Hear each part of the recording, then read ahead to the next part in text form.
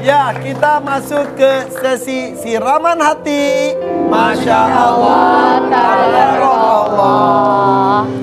Ya, kita tema siraman hati hari ini adalah memilah yang usang untuk menuju terang. Di sini siapa yang mau bertanya? Siapa yang bertanya, yuk? Siapa yang bertanya? Coba, di sini juga soalnya ada Vitalia Sesa. Mau tanya ya? Iya, assalamualaikum. Waalaikumsalam. Berubah tampilannya. Iya, Masya Allah. Ini kapan? Udah mulai hijrahnya kapan? Sebelum bulan Ramadan. Baru tahun ini? Iya. Gimana prosesnya? Panjang sih dan banyak ya. Ada antara dari mimpi, terus sama, mohon maaf nggak ada maksud untuk ria sama sekali nggak. Tadinya nggak terpikir untuk mau hijab gitu. Sampai mama, kakak suruh, aku bilang nggak paling nanti kalau udah tua juga pengen pakai baju yang sopan aja gitu, nggak mau hijrah lagi. Tapi aku cuma pengen ya udah istighfar aja, sholawatan. Aku nggak tahu mungkin entah dari mimpiku, dari Mimpinya emang gimana, kamu boleh tahu? Pokoknya mimpinya, kata kalau mimpi itu katanya nggak boleh ceritain, tapi alhamdulillah sih mimpinya indah banget gitu. Yang membuat hati aku kayak terketuk. Terus aku juga entah dari Bismillah, istiqomah, sholawat, terus sama postingan VYP TikTok itu aku buka tentang ceramah tentang akhirat, tentang ustadz gitu loh. Terus hatiku langsung kayak terketuk gitu, tersentuh gitu. Dan akhirnya sebelum Ramadan kemarin memutuskan untuk menutup hijab. Iya. Wah, semua orang kan punya masa lalu ya. Tapi hidayah itu emang harus disambut ya. Ya, perjalanan orang-orang besar justru kadang-kadang lahir dari titik yang paling rendah. Titik yang paling hina mungkin. Kemudian dia menemukan satu petunjuk, satu hidayah. Sampai yang selalu diingat olehnya adalah dosa yang melahirkan ketaatan, melahirkan ketakutan, melahirkan istighfar, sehingga jauh dari kesombongan. Malah yang bahaya itu, kalau ada orang yang mungkin bisa jadi lahir dari banyaknya ibadah, lalu terus mengingat kebaikan, sampai dia lupa bahwa mungkin ada dosa, dan lahirlah kesombongan. Artinya kalau mau bicara peristiwa, iblis itu dulu, itu bukan ahli pendosa. Itu ahli ibadah. Dulunya? Hulunya. Terus? Ibadahnya paling top. Diciptakanlah oleh Allah Nabi Adam. Ini siapa? Orang baru. Istilahnya zaman sekarang, zatnya aja udah beda. Gue api, lu tanah. Gue api, lu tanah. Terus gue disuruh hormat sama lu. Sorry ya. Enggak deh. Itu ternyata mampu melahirkan kesombongan. Artinya gini, jangan pernah merasa putus harapan. Kita semua nih gak pernah tahu akan menjadi baik. Apakah memang lahir dari pendidikan yang baik, atau memang mungkin kita lahir dari kubangan dosa. Lalu kemudian Allah angkat dengan cinta, rahmat, dan kasih sayangnya. Lalu kita ternyata menjadi manusia yang sangat mulia dan istimewa di sisinya. Nah, itulah perjalanan. Ya. Orang bilang hijrah. Iya. Dan Vitalia, kalau yang kita tahu kan ujian, perjuangan juga berbagai macam telah dilalui ya. Banget, Masya Allah. Sempat ditangkap juga. Iya. Sempat rumah tangga juga seperti apa gitu ya. Iya, gagal berumah tangga. Itu mungkin karena egois aku ya, karena dulu masih muda ya. Jadi labil gitu, menuruti egonya sendiri gitu.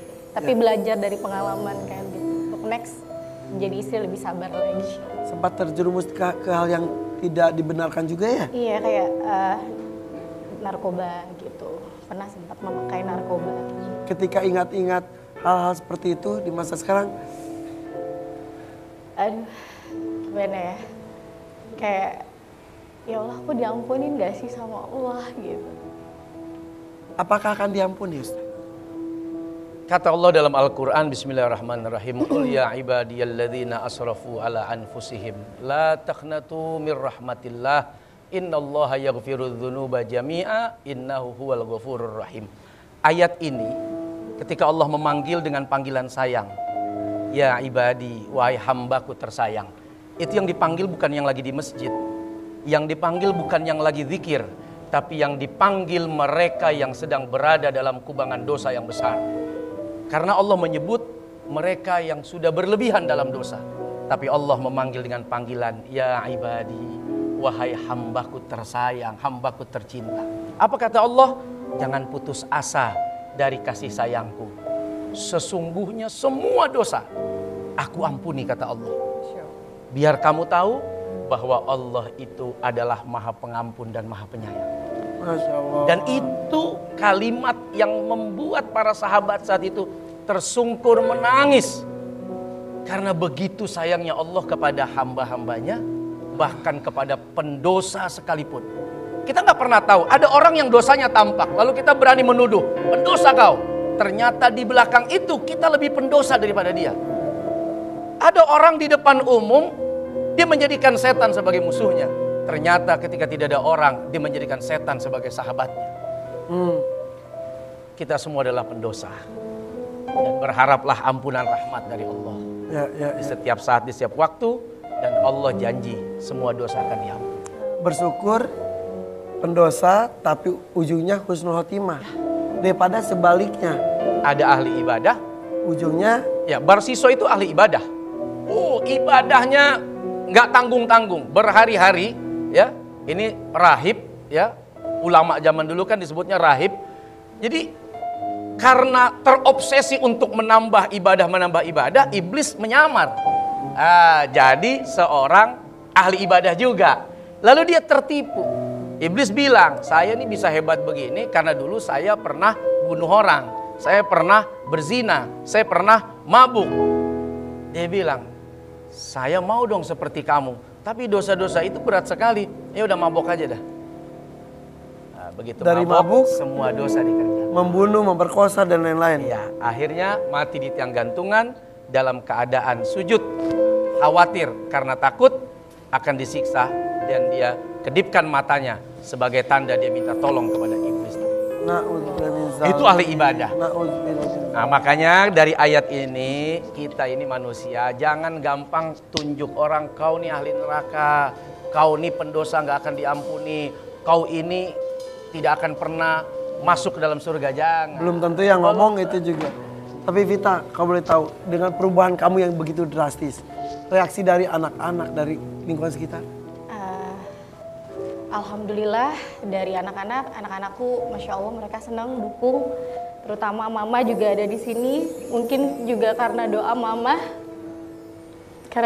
juga mungkin Allah ijabah. Dan tapi alhamdulillah yang aku rasain sekarang gitu ya. Mungkin dulu kalau dibilang keuangan aku mungkin lebih stabil dulu, tapi aku merasa gelisah, Ustaz. Aku ngerasa aku nggak bisa sendiri. Aku ngerasa aku nggak mau sepi, aku nggak mau sendiri. Jadi aku mencari menghibur diri aku tuh di luar dengan aku bersenang-senang, berfoya-foya. Tapi sekarang jauh lebih baik. Tapi sekarang justru temen aku bener-bener terseleksi juga. Justru yang tadinya aku nggak bisa sendiri, nggak bisa sunyi, malah sekarang aku lebih nyaman sunyi. Itu aku kayak menemukan kedamaian bersama dengan Allah ya. Aku tenang walaupun ujianku lebih berat ya kalau dibilang sekarang. Mudah-mudahan cerita ini menginspirasi banyak orang untuk menjemput hidayah tersebut. Terima kasih semua bintang tamu. Ustaz terima kasih. Terima kasih ya. Laras juga terima kasih. Ibu-ibu nuhun ya. Itu alis pada mencereng banget ya. Ketemu lagi di FVP berikutnya. Varian Pagi.